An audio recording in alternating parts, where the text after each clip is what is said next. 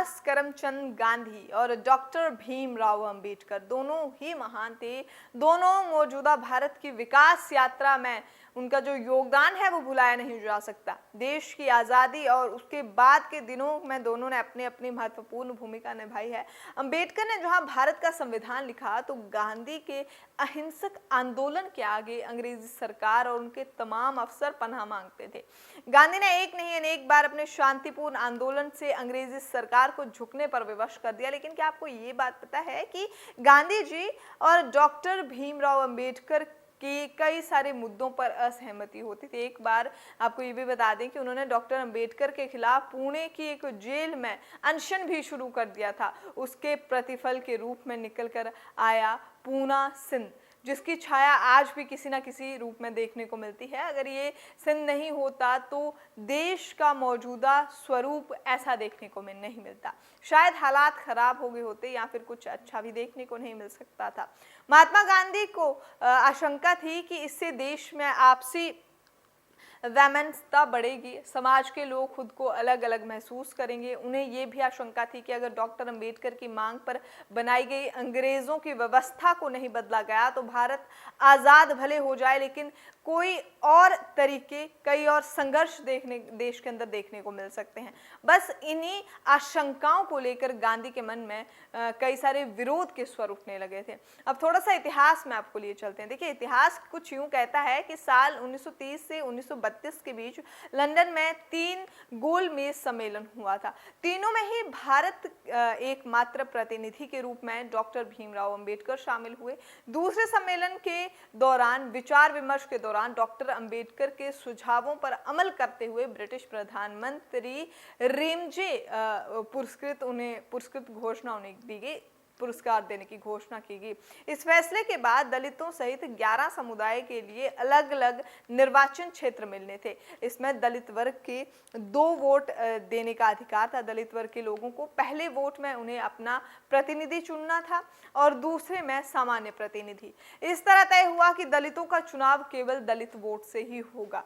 अब इस फैसले की जानकारी होते ही गांधी जी बहुत ज्यादा आहत हुए।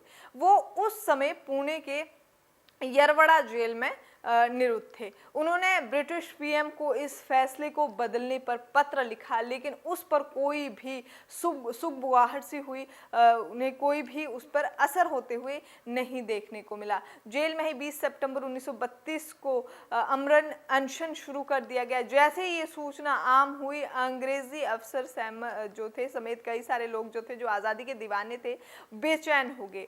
इस सब की कुशलता जो थी, सब गांधी की कुशलता को लेकर चिंतित हो गए थे, क्योंकि उनकी हालत को लेकर चिंतित हो गए थे।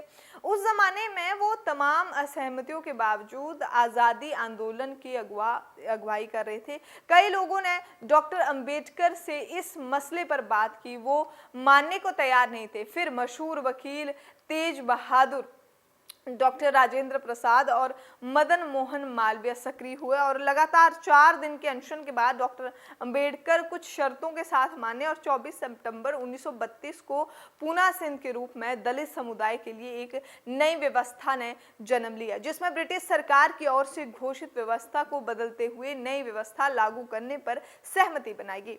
इस समझौते पर डॉक्टर अंबेडकर और मदन मोहन मालवीय ने दस्तखत भी किए थे। तय हुआ कि संयुक्त निर्वाचन व्यवस्था में ही दलितों के लिए स्थान आरक्षित किया जाएगा।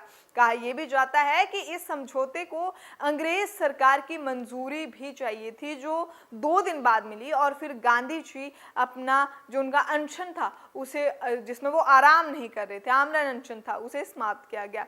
अब इस तरह अंग्रेजों की बनाई हुई व्यवस्था वापस हुई। गांधी का आंदोलन सफल हुआ। इसका दलित समुदाय को लाभ भी मिला।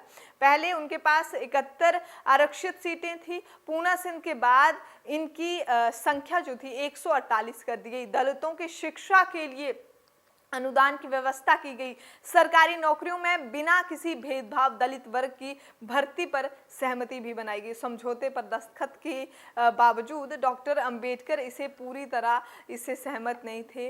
उन्होंने इसे दलित समुदाय को राजनीतिक अधिकारों से वंचित करने और उनकी अपनी ही मांग से पीछे हटने के लिए कहा गया कि ये पूरा नाटक जो था ये गांधी जी द्वारा रचा गया। उन्होंने पूरे इस घटनाक्रम को नाटक का नाम दे दिया। साल 1942 में डॉक्टर अंबेडकर ने इस समझौते को मानने से साफ इनकार कर दिया। उन्होंने पूना समझौते को लेकर अपनी किताब स्टेट ऑफ माइनॉरिटीज में खुलासा भी किया और खुलकर इसके बारे में लिखा भी था, जो उनकी किताब सामने आई थी, स्टेट ऑफ माइनॉरिटीज। चलिए फिलहाल इस वीडियो में इतना ही। अभी के लिए इजाजत दीजिए। नमस्कार।